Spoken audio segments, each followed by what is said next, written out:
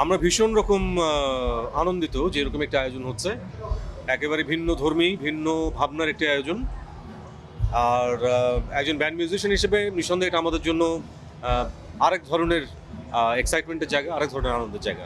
ভীষণ ভালো লাগছে। তার মূল কারণ হচ্ছে সাধারণত আমরা তো আমাদের নিজেদের গানই করি, কিন্তু এবারে আমরা নজরুলের গান নিয়ে মঞ্চে আসছি, যেটা মানে সচরাচর হয় না।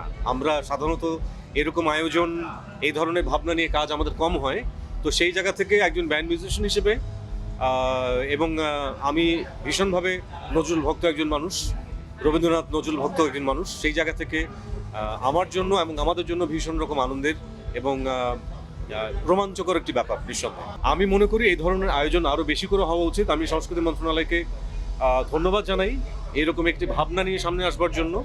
এবং হ্যাঁ, এরকম আয়োজন আরও হওয়া উচিত। নজরুল সম্পর্কে বলার ক্ষমতা আমি রাখি না, শুধু এতটুকুই বলবো যে আহ, এই মানুষটির রচনা, এই মানুষটির সৃষ্টি, এটা একটা মানুষকে ভিন্নভাবে ভাবায়, একটা মানুষকে ভিন্নভাবে পরিচালিত করে এবং একটা মানুষকে নতুনভাবে ভাবতে শেখায়। তো সেই জায়গা থেকে হ্যাঁ, নজরুল একটা অনেক বড় জায়গা আমাদের কাছে।